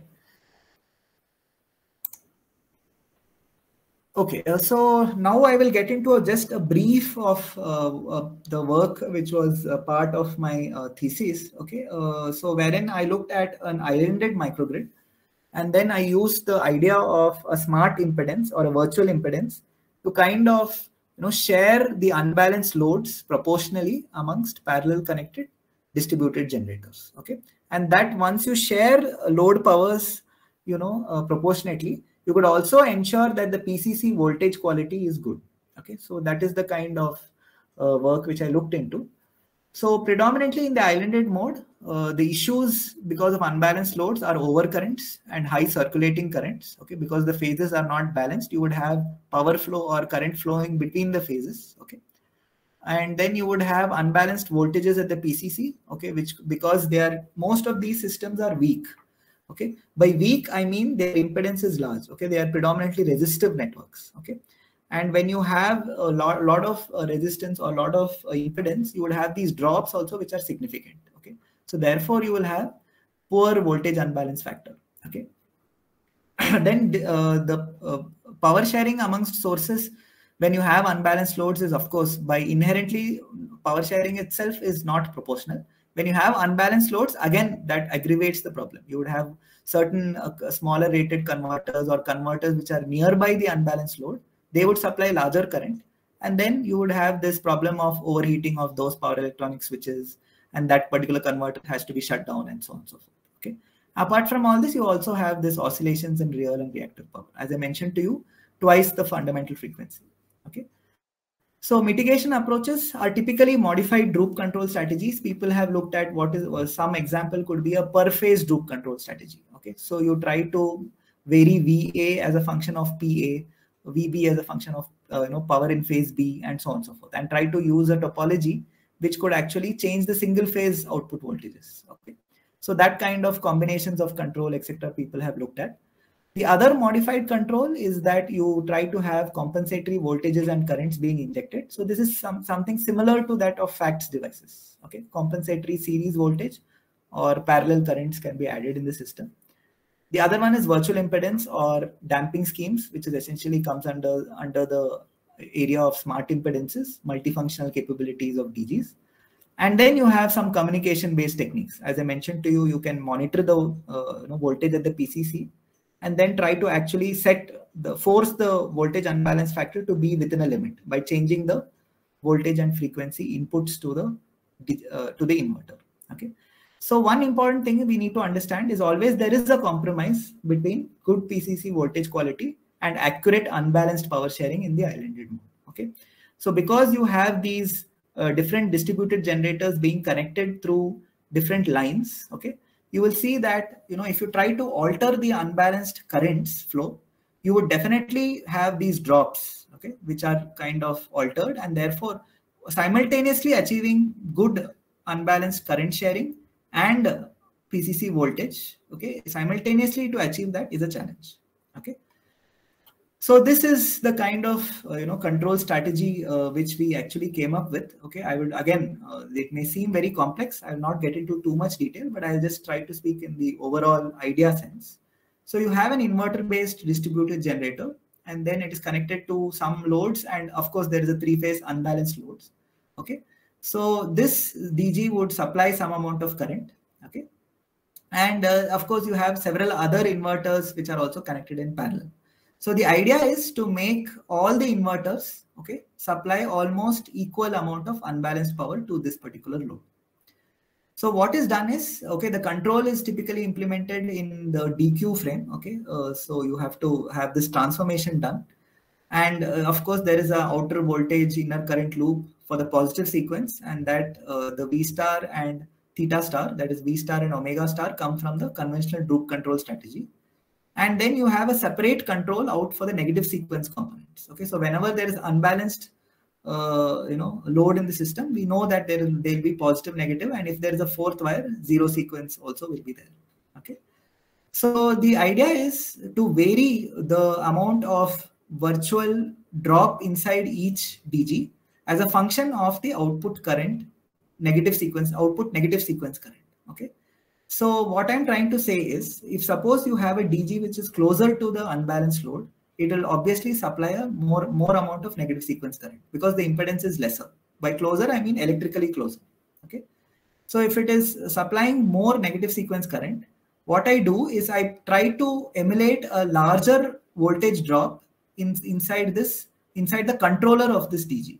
Okay, so instead of trying to physically adding a larger resistance so that the voltage drop is large, I try to emulate a voltage drop inside the controller of this DG such that this will see that it is more further away from the unbalanced load. So it will, because the output voltage itself is lesser, it will supply a lesser amount of negative sequence current, and then the other DGs will increase their negative sequence current so that you get almost proportional power sharing between parallel connected DGs. Okay, so this was experimented out for different X by R ratios. Okay, so this in microgrid context, the tie lines, X by R, inductive reactance to resistance ratio, is a very important parameter. And one can use either conventional droop, inverse droop, and so on. Okay, so how they vary with current, I just had linear kind of a variation. This was implemented inside the control. So just like we have droop control, there is a somewhat a droop or positive gain, negative gain variation of these smart impedances inside the controller of this DG. Okay, such that we get better unbalanced power sharing. So that is what I looked into. So this was again tested out on various configurations and controllers for different number of DGs on larger systems with unbalanced load and so on, 13 bus and so on. And we see that the unbalanced power, okay, actually the difference comes down. Of course, it is not perfect. Equal sharing cannot be achieved. Okay, one may have to go in for some optimization or communication based strategy for perfect sharing, but the difference definitely comes down. Okay, they come closer to each other because if you have three equally rated DGs, ideally these three lines should be on top of each other. They should be exactly equal. And note that I'm only talking about negative sequence powers, not talking about fundamental powers. Fundamental powers still get shared depending upon the droop control. Okay, so that is multifunctional capability in which fundamental power is already shared, but we are trying to share even unbalanced powers. Okay, so this was also tested out on the hardware setup which was there, which was built in the lab. And you can see this is just a plot in which you have these currents which are unbalanced, drawn by this unbalanced load. And we see that the output unbalanced power, they come closer to each other once the strategy is actually activated through the controllers of these inverters. There were two inverters which were connected in parallel. Okay, so these are some results. Again, I'll not get into too much detail, but the idea was that it was tested out for 3-leg, 4-leg systems, hybrid, in which both one is 3-leg converter, one is 4-leg converter, and so on. So with just a fixed value or a no virtual impedance, no smart impedance, the difference in negative sequence powers between the two sources were so much. When you use a fixed virtual impedance, fixed meaning that there's no variation with respect to current. Okay, so this slope is not actually implemented. Then again, it is a little less, but it reduces significantly when you have this variation with respect to current, that kind of strategy being implemented. Okay, So the advantage is that it does not affect the fundamental path sharing. There is no further additional sensors, etc., which were actually necessary. It is similar to that of droop control. Okay. And the improvement was somewhere in the range of about 32 to, in the simulations for various types of levels of unbalance, somewhere in the range of 32 to 69%. Okay. And it definitely did improve the voltage unbalance factor. I do not have that metric here, but it was shown that the voltage unbalance factor at the PCC also improved. Okay. So that is one kind of application of a smart impedance, okay, to have better unbalanced power sharing. And the reference is actually this one. Okay. So the interested of you can actually go through this. And in case you have further questions, we can always take it up. Okay. So with that, I think I will start concluding. Okay. So what we looked into so far is, more so the power qualities from the perspective of both a little bit on the transmission side and more so on the distribution side, okay, in the context of renewables. So possible research avenues, I'll just try to highlight, okay. Most of them do not consider this renewable intermittency, okay. Most works or studies or algorithms or people working on control or even people working on the detection of these power quality waveforms and so on, they do not talk about the, the intermittency of renewable sources, okay. So that will also have a significant effect on the performance, okay. So that is something which needs some amount of attention. The other thing is to do with multiple objectives, okay, not only unbalanced compensation, but also harmonic, reactive, different types of power quality issues to simultaneously mitigate those. Okay, more flexible control strategies is some topic or some area which has to be looked into further. Okay, one important aspect in the distribution network, okay, within the microgrid context is the architecture. Okay, so whether you want to have 3-wire systems, 4-wire systems, and what about the grounding and neutral conductor sizing for these equipment? Because the source itself is not a pure sine wave. Okay, most of the sources are power electronic interfaced. Okay, and though you have LC filters out there, they will not be pure sine waves even at the output of those. Okay, so the source is also distorted. Loads are of course distorted. So that will effectively, cumulatively, one has to look into these, sizing aspects and so on very carefully. Okay. Then again, as I mentioned to you in the beginning itself, standards are still not evolved, especially in the context of India. Still, a lot of work needs to be done, especially in the distribution side with all these renewables penetration and so on. For both unbalanced, harmonic, etc., more work needs to be, more work is required. Okay. As of I know, only the German grid code talks about, unbalanced LVRT and so on. So the specifications are clearly laid out because, of course, they are more advanced in terms of more renewable penetration already in their network. Okay. So the other aspects have to do with, grid islanded and grid connection mode in microgrids. Again, in the presence of unbalanced faults and so on, that needs to be looked into. Black start capability, seamless mode transition. Mode transition meaning the transition between islanded mode to grid connected mode. So when the grid comes, you would actually want to connect to the grid, and when the grid goes off, you still want to island and supply the local loads. Okay. In the power quality context, with more harmonics and more unbalances, still people have not come up with, still more scope. I would put it that way, that there's much more scope of work. Okay. Then quantification of cost of poor power quality, especially in the Indian context. Okay, of course, there was one review paper, but still, this has to be addressed. Okay, so that people come to know the importance of power quality. Okay, mostly the work which has been done in this area is done in the offline mode. Okay, so it's not in real time. Okay, and most of the data is again to do with manufactured data, or already people have the waveforms or the magnitude variations, and then they actually try to see the effectiveness of their algorithms. Okay, but to do it with actual data, and that data should also be available. Okay, so these are two important things which one has to look into. And real-time PQ events, again, as I mentioned to you, okay, most of done is whatever algorithms people are doing with respect to detection of PQ issues is done in the offline mode. Okay, a lot of work has to be done in real time. And most of them talk about single PQ events. Only recently people are talking about multiple. Okay, so harmonic plus sag, harmonic plus swell, harmonic plus unbalance plus flicker. Okay, all these kind of combination, multiple events, especially in real-time noisy environments, is definitely a challenge. Okay, detection, only when you will be able to detect the power quality issue properly will you be able to mitigate it. Meaning you need to know the harmonic current, what what level of current you have to inject, what voltage you need to compensate. Only then you will be able to take corrective action. So that, real-time detection itself, still has a lot of work, is what one important aspect.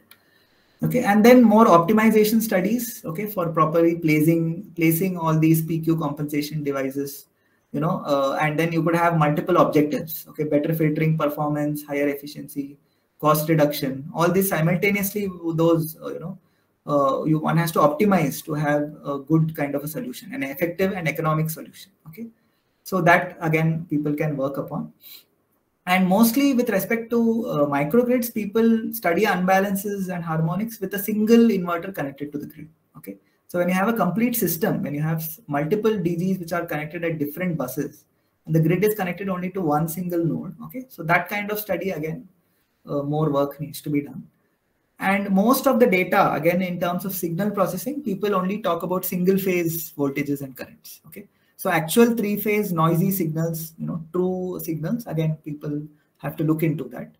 Okay, and then the last one is essentially to do with more effective controllers for multifunctional power quality issues. Okay, so again, as I pointed already, MPC, okay, model predictive control is one of those upcoming, fields, upcoming areas in which people are trying to look into, multiple objectives and to have a good kind of a controller for various power quality issue mitigation as well. Okay, and of course, you would going ahead, we would need to have more and more effective and cost effective, and also the complexity should be lesser. Okay, for these kind of controllers. Okay. So with that, I would like to conclude. So what we looked into is essentially, I talked about the what, why, and types of power quality issues, and a bit on the standards, though most of you are already aware of this. The major issue is essentially that the loads and sources of today are being interfaced through power electronic converters, okay, especially in the distribution side. Okay, though we do have wind and PV being integrated at the transmission level as well, but there, things are more tightly regulated. In terms of the distribution network, in terms of microgrids, this power electronic interfaces is a major problem. Okay, it has advantages, but also it brings power quality as a big challenge. Okay, the biggest motivation for studying and mitigating power quality issues is to do with economics. And then we looked into, I just showed you some idea of detection and monitoring, and I mentioned to you that real time is a big challenge in this space. The mitigation methods, I tried to show you the trend. Okay, we started out with passive filters, we looked into active filters, and then FACTS devices. And the recent trend is towards multifunctional capabilities of the inverters, which are used to interface the renewables. Okay, and then in the context of microgrids, I just kind of highlighted the issues of unbalanced and nonlinear loads and the various approaches being used to mitigate these. And I just pointed out some research avenues in this particular area. So I think with that, these are some good references, I would say. And you could actually look at this. There are several more actually, but some of the major references and review papers. And I think of late there are at least 4 or 5 good reviews on power quality issues in microgrids and so on. Okay, so you can actually get a flavor of this particular area. With that, any questions, comments, which you may have?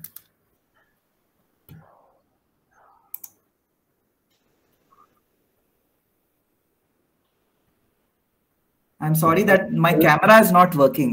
My laptop. No, not an issue. Not an issue. Yeah. So now session is open for discussion. Is there any query or question? Please.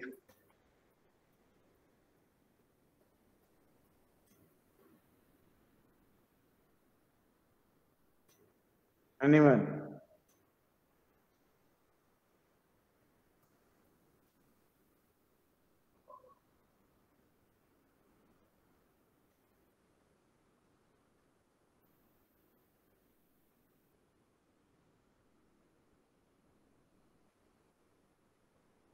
Any comments, any issues? So it shows there is no question. Okay. So I do have I one. I have with me Dr. Bikram. Yes. Dr. Vijay. So he is also the one of the coordinator of this program. Yes, sir. Yes. Right. Dr. Bikram, Thank you, please. sir, for introducing. So I have one question. Yes, sir. Actually, I want to know a little more about the smart impedance you discussed in your presentation. Okay. The idea is essentially it has to do with the same thing which is called as virtual impedance. Okay. The important aspect is that in a microgrid kind of a scenario, when you have these power electronic interfaces for renewables, they do not have too much of overloading capacity. So whatever load is present has to be shared, proportionately. Okay. Correct. And the idea of virtual impedance is that you try to emulate a voltage drop, okay, inside the controller of the DG, so that it tries to see a different effective line impedance. Okay, that means effective impedance you are just. Yes, so that is what is smart impedance. You can have harmonic based impedance, unbalanced based impedance, or just for fundamental power sharing. This virtual impedance is used. And the other state of the art is also to change this value of virtual impedance through communication. So that is also an approach which is being looked into. Yeah, thank you. Thank you very much. Thank you. Thank you. Somebody is asking one question. According to IEEE 519, Yeah. 5% THD, this is in chat box. Yeah. 5% THD for all levels of multi-level inverters? So essentially this THD is a standard or a limiting factor for the PCC of, or the, the voltage, the main point to which you connect. It is independent of the topology. Okay. So multi-level inverters will naturally achieve lesser THD, okay, because you have this kind of the topology in which you have a generation of stepped DC voltages. Okay. So by default, the filtering requirements will be lesser, but the limit is always constant. Okay, 5% or 6%. In India, certain standards also have 6% THD. Okay, this is independent of the topology. It is a maximum permissible limit for your harmonics.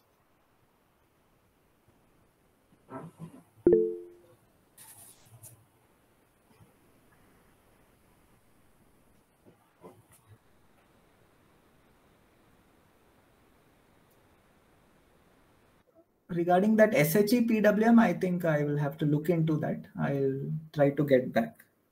So Tanmoy could please send me an email, okay, so that this doesn't slip my mind. So there is no question as far. Yeah. So in case of any issues, I think you can just email me or get in touch. Okay. To the best of my capability, I'll try to answer or